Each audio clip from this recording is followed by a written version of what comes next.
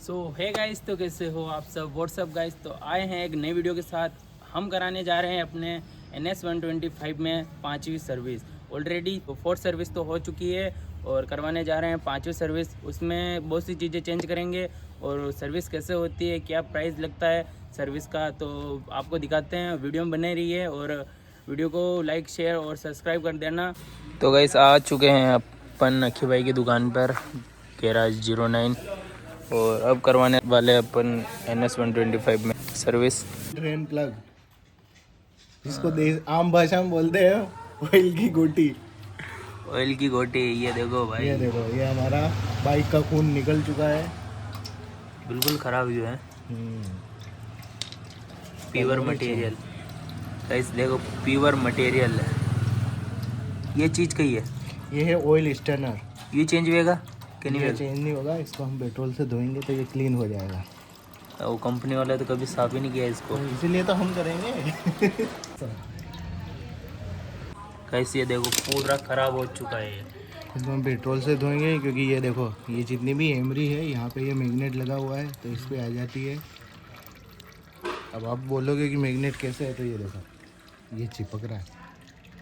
अच्छा, कैसे देखो, ये जो चिपक रहा है वो है। ये इतना पावरफुल नहीं है, पर ये मैग्नेट है, ये अपने काम कर लेता है। क्योंकि आपको पता है मैग्नेट जब गर्म होता है तो वो अपनी चुंबकीय शक्ति खो देता है।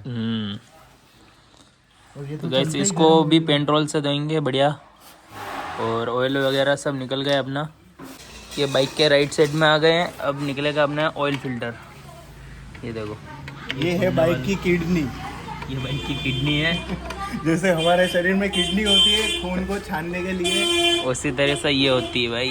उसी तरह ऑयल फिल्टर है बाइक में जो खून को छानता है, मतलब ऑयल को। हाँ, शब्दों पे ना जाए, भाव सब- समझे।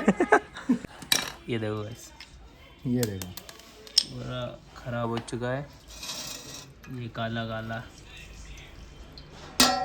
ये ये बाप, ये माले का लगा हुआ है इसमें।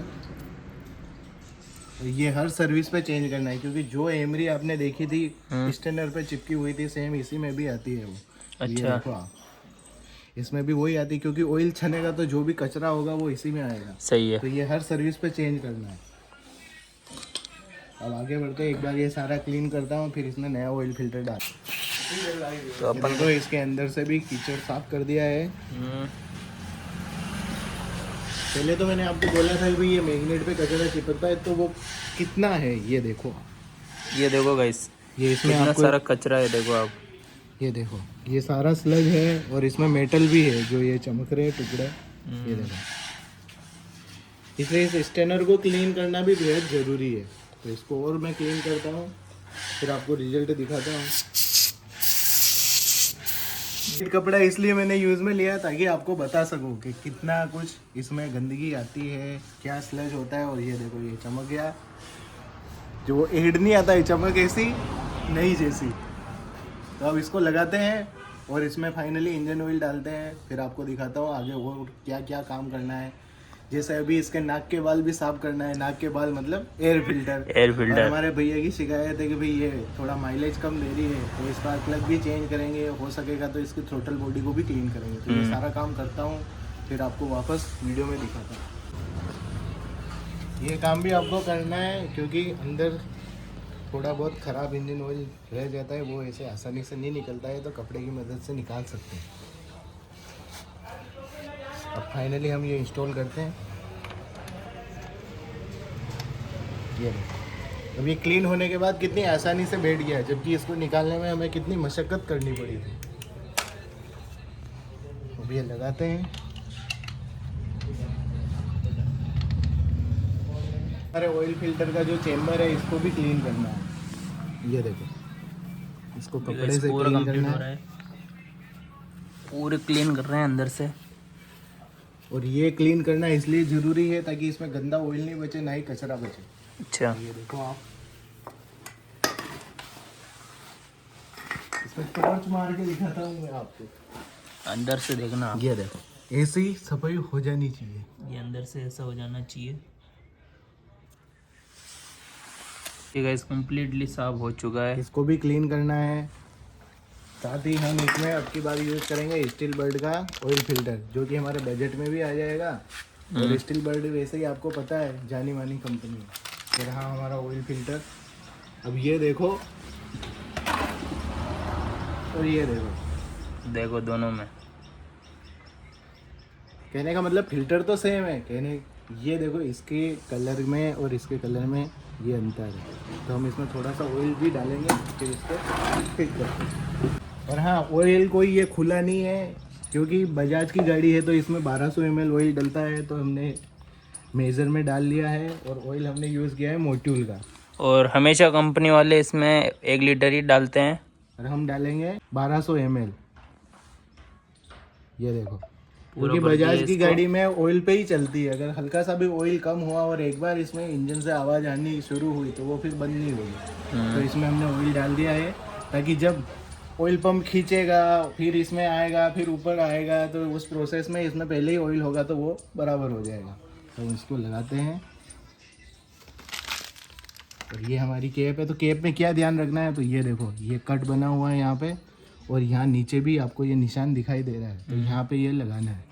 तो इसको ऐसे लगाना है, कंफ्यूज नहीं होना है कि ये किधर रखे, सब इसमें पहले से ही दे रखा है।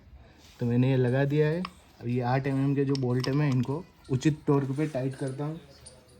कंप्लीटली फिट हो चुका है ये देखो कंप्लीट हमारा ही फिटिंग हो चुके हैं। साथ में हमारा ऑयल गेज वैसे ही क्लीन है, इसको क्लीन करने की ज़रूरत नहीं है। अगर ये थोड़ा गंदा होता तो हम इसको भी निकालते, क्लीन करते, या क्लीन नहीं हो पाता तो नया डाल देते। पर हमारे केस में ये एकदम क्लीन है, जैसा कि आपको दिख रहा है कि एकदम क्लीन है। तो इसमें ऑयल डालते हैं। तो गाइस अब डालते हैं ऑयल। चुका है हमारी कीप। सेकंड चीज़ ये है, तो पिलर ये जो हमारा ढक्कन है इसको डायरेक्ट पकड़ के नहीं खोलना है, इस पर कपड़ा लगाना है। फिर हमें ये उससे क्या स्क्रैच नहीं पड़ते, ताकि स्क्रैच ना आए उस पर, इसमें स्क्रैच ना आए। पहले किसी ने खोला होगा, ये आप देख ही पा रहे हैं। तो ऐसी गलती नहीं करनी है, क्योंकि एक टाइम बाद क्या आता है, ये ख़राब हो जाता है, टूट जाता है, और ये मिलता भी मुश्किल से। भाई हमारे यहाँ तो मुश्किल से मिलता है, हो सकता है आप जहाँ से देख पा रहे हो वहाँ पर आपको मिल जाए, पर हमें तो मुश्किल से मिलता है। तो हमें ये सावधानियाँ रखनी है। अब आती है ऑयल डालने की बारी। तो मैंने आपको पहले ही बोला था, ऑयल अगर बजाज की बाइक है तो उसमें 20-50 ग्रेड होगी, और इसमें डलेगा 1200 ml, जैसा कि आप देख रहे हो। हम इसमें ऑयल डालते हैं।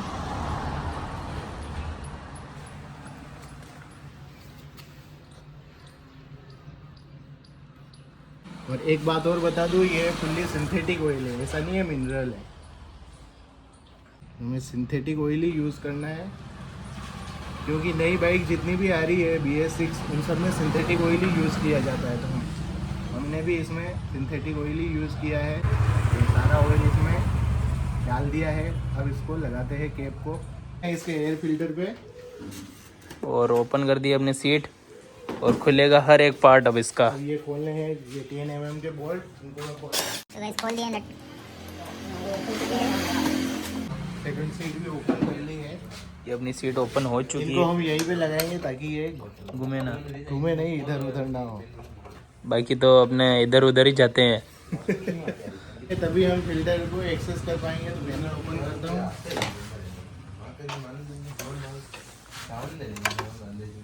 तो पैनल ओपन करने के लिए हमारे पास में स्पेशल टूल है, जो हमने स्पेशल अमेरिका से इस तरह मंगाया, के स्क्रू के लिए बनाया हुआ है, जो हमने अमेरिका से मंगवाया है। है। सेकंड ऐसा ही मैं इधर की साइड से खोलते हैं। राइट वाला पैनल भी ओपन करता हूँ। चीज़ें चेक कर लेते हैं, कहीं किसी चूहे ने खाना समझ के हमारी केबल या पाइप को तो नहीं खा लिया। तो सब ओके रिपोर्ट है इसमें। तो हम इस पर टेस्टेड ओके का स्टिकर लगा देंगे, जैसा कि ये लगा हुआ है हम और लगा देंगे। तो अब की प्रक्रिया स्टार्ट हो गई अपने टैंक को खोलने के साथ, जो कि यहाँ से नट बोल्ट खुल रहे हैं यहाँ। और अब ओपन होगा अपना टैंक। इसके अंदर कुछ है, आप सुन सकते हो। अब देखते हैं क्या है।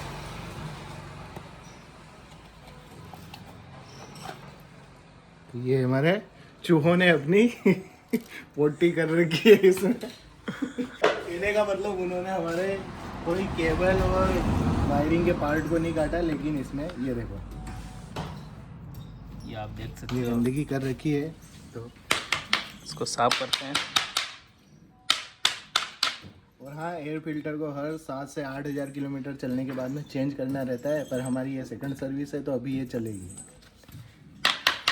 हम इसको चेंज नहीं करेंगे क्योंकि आप देख रहे हो कंप्लीट है ये। बाइक कोई गंदगी में नहीं चली, नहीं यहाँ पे इतनी धूल मिट्टी है, इसलिए ये देखो इसका कलर साफ है। तो अभी हम इसी को लगाएंगे, अगर इसको चेंज करने की ज़रूरत होगी तो चेंज करेंगे। तो फिलहाल मैं इसको लगाने से पहले इसकी टोटल बॉडी क्लीन करनी है, तो वो क्लीन कैसे करते हैं वो भी आपको दिखा देता हूँ। टोटल बॉडी क्लीनर ये देखो। अब सबसे पहले बाइक को स्टार्ट करेंगे। जैसा कि इंजन ऑयल डल चुका है, ऑयल फिल्टर लग चुका है, तो हमारी बाइक को हम क्रैंक करेंगे। ये इंजन की स्विच ऑन। जैसा कि हमारी बाइक अभी गियर में है। ये न्यूट्रल स्टार्ट। भैया को मैं धन्यवाद बोलूँगा, इन्होंने बाइक अच्छे से मेंटेन कर रखी है, तो आप आवाज़ भी सुन सकते हैं और 1 सेल्फ में स्टार्ट हुई। बाकी बहुत सारी बाइक हमारे पास में ऐसी आती है जिनके सेल्फ लगाओ खुर खुर खुर खुर फिर स्टार्ट होती है।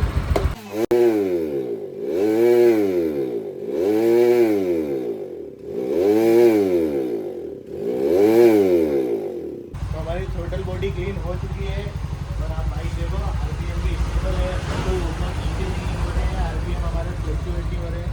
तो वापस बंद करता हूँ, ऑन करता हूँ।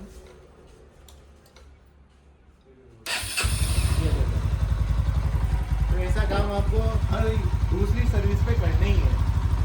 सेकंड चीज, बीच में इंजन चेक लाइट तो नहीं आ रही है, पर हम चेक करेंगे क्योंकि चूहे इसमें थे, तो हम इसको एक बार स्कैन करते हैं कि इसमें कोई कोड तो नहीं है, तो वो काम भी करते हैं। अब बारी आती है स्कैन करने की, तो स्कैनर लाता हूँ फिर आपको दिखाता हूँ। तो आ चुका है हमारा स्कैनर और ये रहा हमारा OBD का कपलर। तो इसको लगाते हैं। तो जैसा कि OBD 2 में जो बाइक आती है उनमें सेम कपलर आने लगा है, जो कि ये है। इससे पहले के मॉडल में अलग आता था, लेकिन OBD 2 के बाद में सब में एक ही कपलर आता है, चाहे आपकी हीरो की हो, यामा की हो, रॉयल एनफील्ड की हो, बजाज की हो, TVS की हो, तो उनमें यही कपलर आता है और इसमें ये वाला लगता है। तो ये पिन हम लगाते हैं। तो हमारा OBD कपलर लग चुका है, जैसा मैंने आपको बताया था कि ये इसमें स्पेशल पिन आती है OBD 2 के बाद में। तो हम इग्निशन को ऑन करते हैं। जैसा कि ये है हमारा स्कैनर, ये ऑन किया और हमारा OBD स्कैनर भी ऑन हो चुका है। तो हम जाएंगे डायग्नोस में।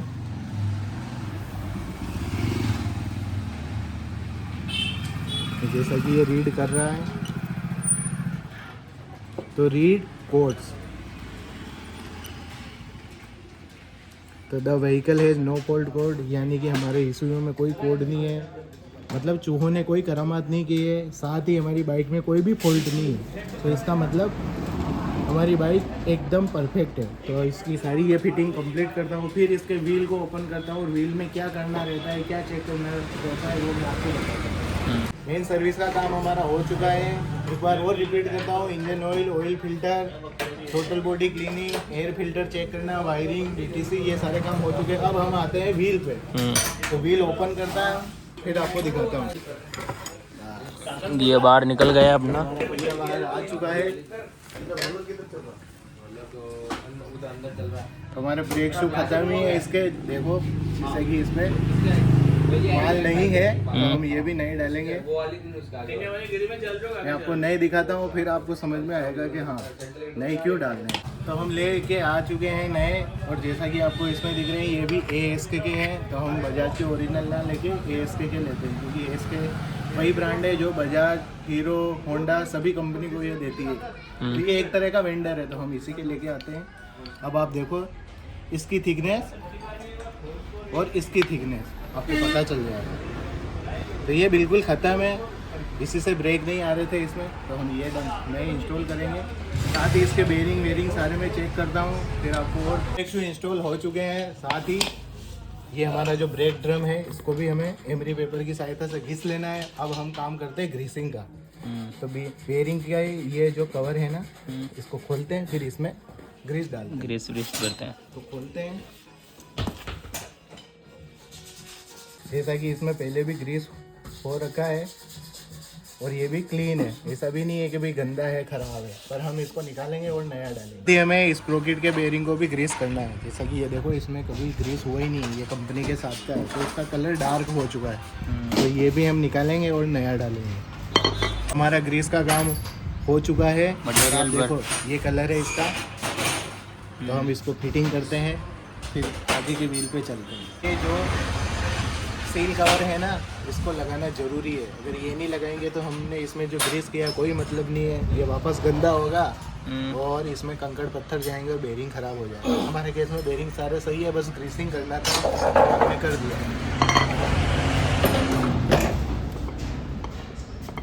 तो रियर व्हील को हमने कंप्लीट कर दिया है, चेन भी सेट कर दी है। अब आते हैं फ्रंट व्हील पर, तो मैं इसको खोलता हूँ।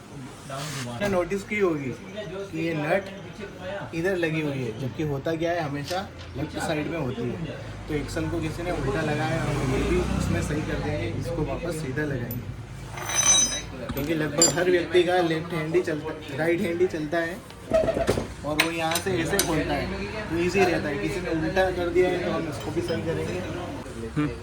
तो हमारा फ्रंट व्हील खुल चुका है, ये आप डिस्क देख रहे हो, इसमें भी बेयरिंग है, इनको भी हम ग्रीस करेंगे। इधर एक और है। सेकंड चीज़ यहाँ पर आपको हम दिखाएंगे, तो जैसा कि हमारे ब्रेक पैड भी इसमें ख़राब हो चुके हैं, तो हम ये भी नए डालेंगे। तो ब्रेक पैड भी मैं बाहर निकालता हूँ, फिर आपको दिखाता हूँ।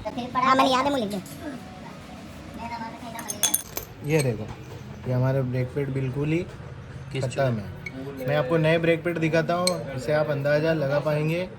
ये इसमें जैसे कि एंड्योरेंस के लग रहे हैं, तो हम भी इसमें एंड्योरेंस के ही लगाएंगे। ये देखो, बजाज में लगभग एंड्योरेंस के ही ब्रेक पैड लगते हैं, तो मैं लाता हूँ और आपको दिखाता हूँ कि इनमें और उनमें अंतर क्या है। तो हमारे ब्रेक पैड आ चुके हैं, ये देखो, ये भी एंड्योरेंस के ही है जो बजाज में आते हैं, और इनकी थिकनेस देखो आप, इनका जो लेदर है ये ज़्यादा है और उनमें बिल्कुल ख़त्म हो चुका है, तो हम ये नए इंस्टॉल करेंगे। इसमें बेयरिंग में ग्रीस हो चुका है, अब पहिया इंस्टॉल करते हैं, फिर इसमें ब्रेक पैड कैसे लगाना है वो भी आपको बताऊंगा, क्योंकि एज इट इज़ कंडीशन में नहीं लग पाएंगे, तो हम पिस्टन को थोड़ा दबाएंगे। साथ ही ऊपर हमारा जो मास्टर सिलेंडर का ब्रेक ऑयल का कंटेनर है, उसमें से थोड़ा ऑयल भी निकालेंगे, क्योंकि यहाँ से दबाएंगे और वहाँ पर प्रेशर बनेगा, तो ये दबेंगे नहीं, तो दबाना ज़रूरी है।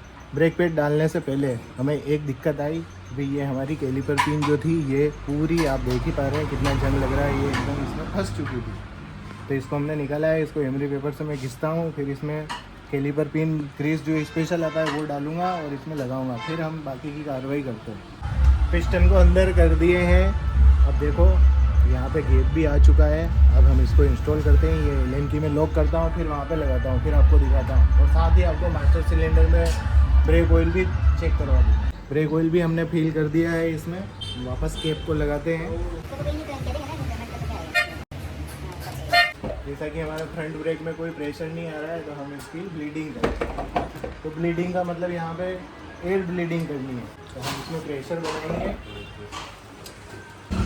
तो हमारी बाइक कंप्लीट हो चुकी है। ब्रेक सारे मैं टेस्ट आपको करके दिखाता हूँ। तो हमारा फ्रंट जो ब्रेक था उसमें हमने ब्लीडिंग नहीं की थी। तो गाइस फाइनली अपनी गाड़ी की सर्विस हो चुकी है, सारी टेस्ट ड्राइव भी हो चुकी है, और आपको भी तो सर्विस करवानी हो तो आप आ सकते हो गैराज 09 पे, बहुत ही बढ़िया सर्विस करते हैं अखी भाई अपने।